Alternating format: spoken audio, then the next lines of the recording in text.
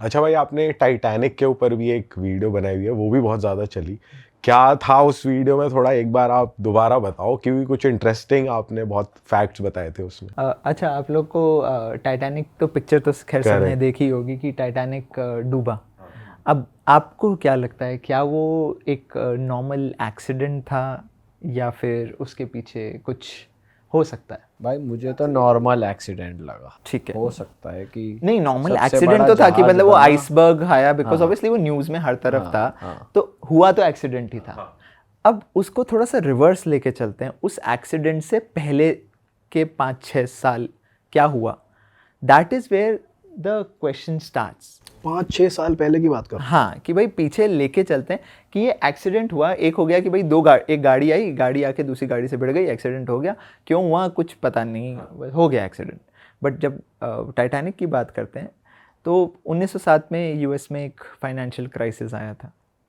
तो उसके बाद फाइनेंशियल क्राइसिस आने के बाद it was more of the thing कि जहाँ पे आप एक फेडरल रिजर्व बनाया जाए, तो जिसके अंदर जेपी मॉर्गन और रॉथस्चाइल्ड जो थे, उनका ये माइंडसेट था कि ये फेडरल रिजर्व बनना चाहिए। जब बाकी जो और अमीर लोग थे, उनका ये माइंडसेट था कि नहीं यार, ये फेडरल रिजर्व नहीं बनना चाहिए, क्योंकि इसके अंदर जो पैसा है, जो सबसे बड़ी पावर है, वो कुछ एक लोगों तक लिमिट हो जाएगी। और जो फेडरल रिजर्व है उसको फंड कौन करने वाले थे? फेडरल रिजर्व जो है, मतलब ऑब्वियसली वो जो रिच क्लास है वो उसी के पास, मतलब फेडरल रिजर्व का मेन मकसद, ये मेन पार्ट ये है कि जो पैसा है वो कुछ एक लोगों के पास आ जाए, और ऑब्वियसली जो टैक्सेशन है और बाकी सारी चीज़ें हैं जिससे पैसा आता है, जो आम जनता से पैसा आता है, वो अब कुछ एक लोगों के कंट्रोल में आ जाए। So that was the main understanding of it. अब वो फेडरल रिजर्व जो नहीं बनने के फेवर में थे, it was more of like कि नहीं बनना चाहिए। एंड जेपी मॉर्गन का लास्ट मोमेंट पे टिकट्स जो थे, वो जेपी मॉर्गन के भी थे उस टिकट्स, मतलब उस पे जाने के लास्ट मोमेंट पे जेपी मॉर्गन अपना टिकट कैंसिल करते हैं। अच्छा। और 3 और जने थे जो उस डील का पार्ट थे, वो तीनों जने उस शिप में होते हैं।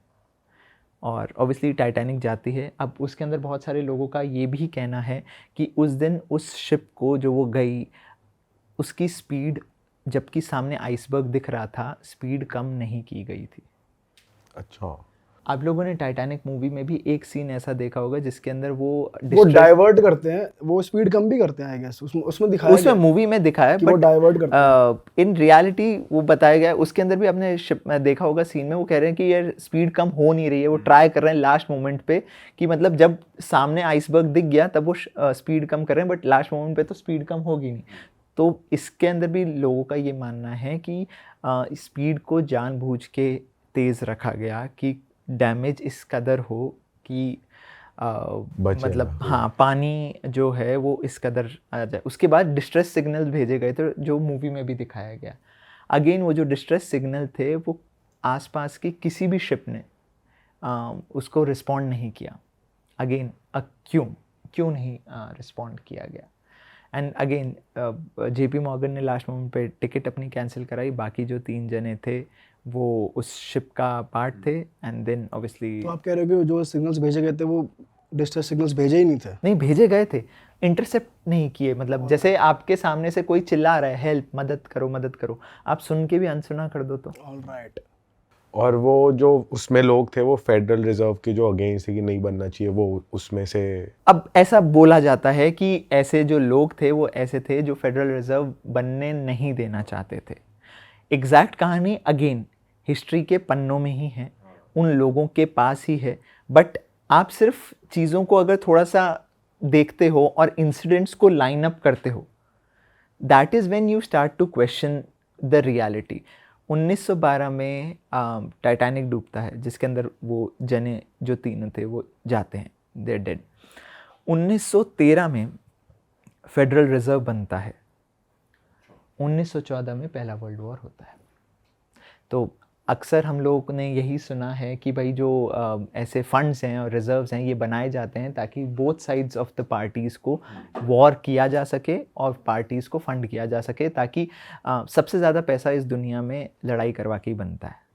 किसी भी देश की लड़ाई करवा दो, डिफेंस कंपनीज। सो जिस तरीके से हमने देखा कि जो फेडरल रिजर्व बना उसके बाद फर्स्ट वर्ल्ड वॉर हुआ, तो इस तरीके से मतलब जो वॉर्स हैं वो कहीं ना कहीं जो है वो लोगों को फ़ायदा देने के लिए किसी भी तरीके से वॉर्स हमेशा करवाई गई, क्योंकि सबसे अच्छा पैसा वॉर्स में ही बनता है।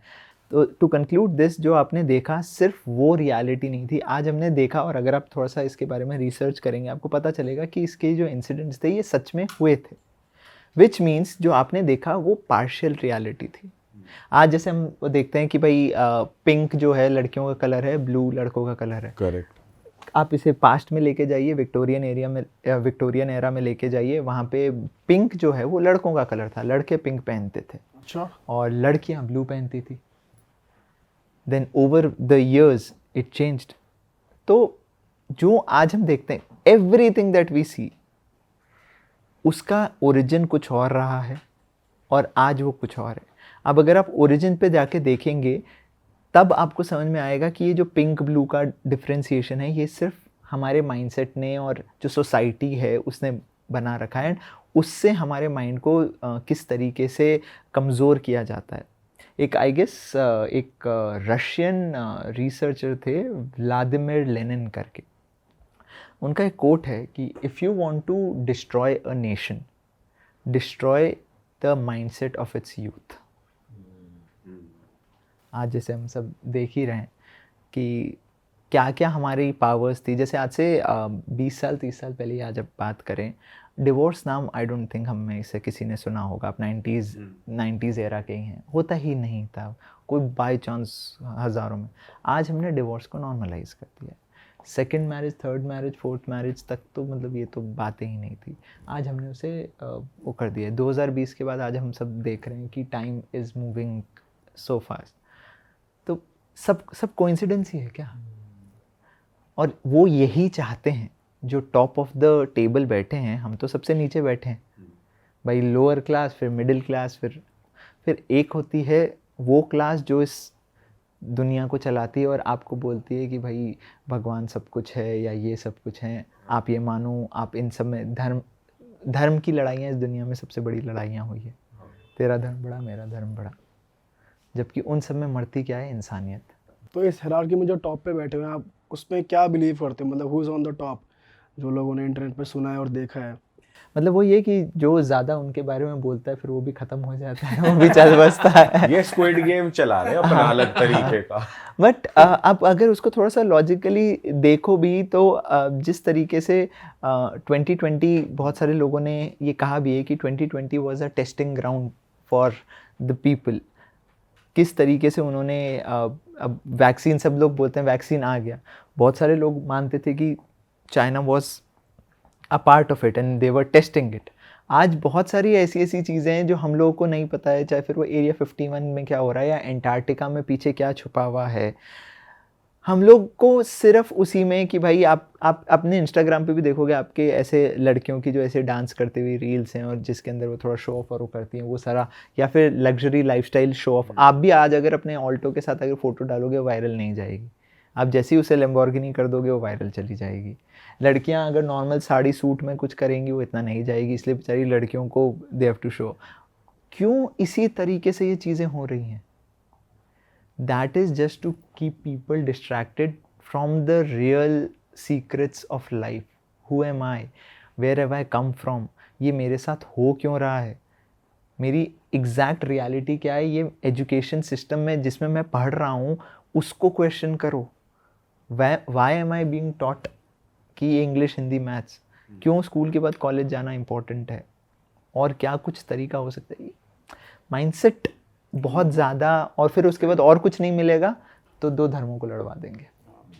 आपका ध्यान नहीं हटना चाहिए, आप असली क्वेश्चंस ना पूछ लो बस किसी से, क्योंकि जिसने पूछे या जिसने ज़्यादा आवाज़ उठाने की कोशिश करी।